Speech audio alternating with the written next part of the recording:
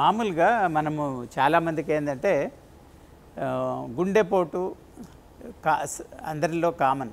అంటే మన world wide death rate చూసుకుంటే కార్డియోవాస్కులర్ ఇల్నెస్ మామూలుగా ఏంటంటే 35% of deaths are due to cardiovascular illness.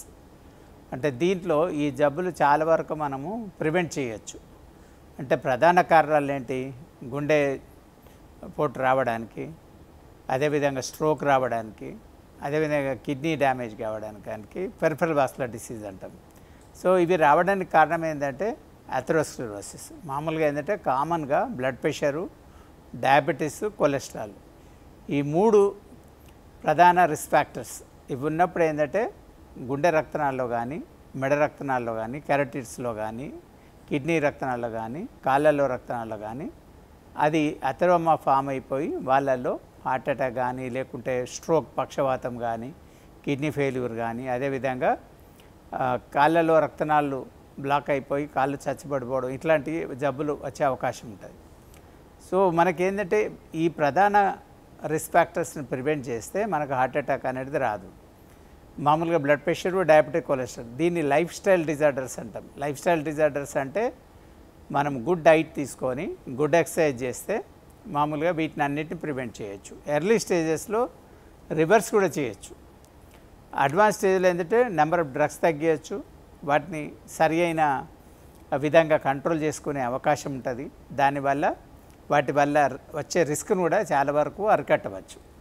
మామూలుగా ఏంటంటే సాల్ట్ అనేది తగ్గించి హై సాల్ట్ ఉండద్దు, కార్బోహైడ్రేట్ తక్కువ తీసుకోవాలి, ఫైబర్ డైట్ ఎక్కువ ఉండాలి, ఆకుకూరలు కాయగూరలు ఎక్కువ ఉండాలి, అదేవిధంగా ప్రోటీను ఫైబర్ ఎక్కువ ఉండి లో ఫ్యాట్, లో కార్బోహైడ్రేట్, రైస్ అనేది తక్కువ తీసుకోవాలి, అదే వెజిటబుల్స్ ఎక్కువ తీసుకోవాలి, ఫ్రూట్స్ అనేది చాలా ఫ్రీక్వెంట్గా తీసుకోవాలి.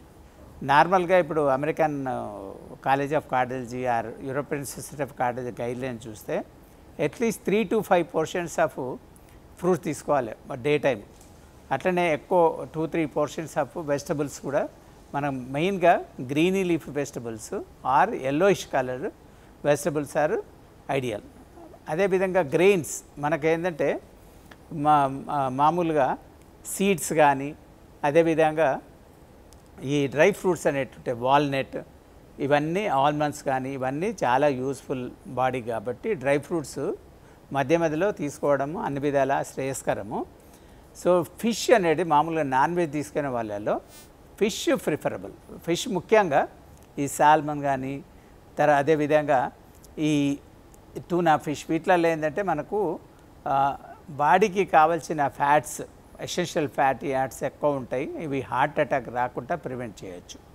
అదేవిధంగా ఫిష్లో ఉన్న ప్రోటీను ఎక్కువ ప్రోటీన్ ఉంటుంది, ఫ్యాట్ అనేది ఫేవరబుల్ ఫ్యాట్ ఉంటుంది కాబట్టి మామూలుగా fish more useful to the health. అదేవిధంగా ఫ్యాట్ కానీ మటన్ కానీ తీసుకున్నప్పుడు ఎక్కువ ఫ్రైడ్ తీసుకోకుండా ఆర్గాన్ మీట్ అనేది అవాయిడ్ చేయాలి. పర్టికులర్లీ లివరు, హార్ట్, కిడ్నీ, అదే చికెన్ అయినప్పుడు స్కిన్ వీటిలలో ఫ్యాట్ ఎక్కువ ఉంటుంది కాబట్టి సాధ్యమైనంతవరకు అవాయిడ్ చేయాలి.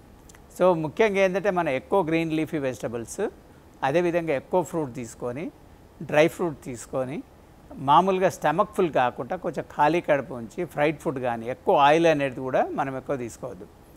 ఆయిల్స్లో కూడా ముఖ్యంగా ఏంటంటే మనము ఈ ఆలివ్ ఆయిల్ కానీ, సన్ఫ్లవర్ కానీ, మనము పల్లి నూనె, అంటే ఇవన్నీ ఏంటంటే అన్ని రకాల ఆయిల్స్ కొంచెం కొంచెం సపోజ్ మనం ఒక 2-3 డిషెస్ చేసుకున్నప్పుడు ఒక రెండిటికి సన్ఫ్లవర్ ఆయిల్, ఒక ఐటమ్కు గ్రౌండ్ నట్ కానీ, అదేవిధంగా ఒక ఐటమ్కు నువ్వుల నూనె కానీ, ఆలివ్ ఆయిల్ కానీ, ఇట్లా మిక్చర్ ఆఫ్ ఆయిల్ తీసుకుంటే చాలా వరకు అన్ని రకాల మనము ఫ్యాటీ యాసిడ్స్ని కవర్ చేస్తాం కాబట్టి అది బాడీకి అనేది చాలా యూస్ఫుల్.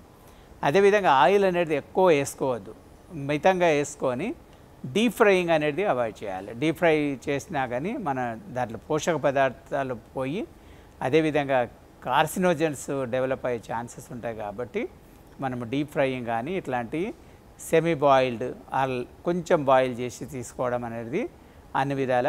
సో సాల్ట్ సాధ్యమైనంత తగ్గియాలి, వెజిటబుల్స్ ఎక్కువ తీసుకోవాలి, ఫ్రెష్ ఫ్రూట్స్ ఎక్కువ తీసుకోవాలి, డ్రై ఫ్రూట్ తీసుకోండి, సీడ్స్ కానీ గ్రెయిన్స్ కానీ వెరీ ఇంపార్టెంట్. అదేవిధంగా ముఖ్యంగా ఏంటంటే ఆయిల్స్ లోపల మిక్చర్ ఆఫ్ ఆయిల్స్. మామూలుగా కోకోనట్ ఆయిల్ లోపల ఎక్కువ అన్ఫేవరబుల్ ఫ్యాట్స్ ఉంటాయి కాబట్టి అట్లాంటివి పామ్ ఆయిల్ కానీ కోకోనట్ ఆయిల్ కానీ చాలా మితంగా, అంటే అట్లాంటివి చాలా వరకు అవాయిడ్ చేయడం మంచిది. సన్ఫ్లవర్ కానీ ఆలివ్ ఆయిల్ కానీ మన జింజిలి ఆయిల్ కానీ సిసమే ఆయిల్ కానీ ఇవన్నీ useful to the body. So అందుగురించి ఏంటంటే మిక్చర్ ఆఫ్ ఆయిల్స్ ఇంపార్టెంట్. అంటే కొన్ని ఐటమ్స్కు డిఫరెంట్, ఒక వారం ఒక ఆయిల్ వాడితే ఇంకొక వారం ఇంకొక ఆయిల్ వాడితే ఓవరాల్గా బాడీకి కావాల్సిన ఐటమ్స్ అన్నీ ఉంటాయి కాబట్టి డెఫినెట్గా మనము ఇట్లాంటి జాగ్రత్త. వీటన్నిటితో పాటు ఎక్కువ డైట్ ఎప్పుడు తీసుకోవద్దు. మామూలుగా ఏంటంటే జంక్ ఫుడ్, మామూలుగా ఏంటంటే ప్రిజర్వ్డ్ ఫుడ్ కానీ లేకుంటే ఈ బర్గర్స్ కానీ లేకుంటే ఫాస్ట్ ఫుడ్ మెటికల్లీ bakery items like pastries, cookies, biscuits, chocolates, cream products ఇవన్నిట్లో ఏంటంటే మనకు అన్హెల్దీ డైట్ కాబట్టి అది ఎప్పుడో ఒకసారి టేస్ట్కు లిమిటెడ్గా తీసుకోవచ్చు కానీ రెగ్యులర్గా కన్జ్యూమ్ చేయొద్దు.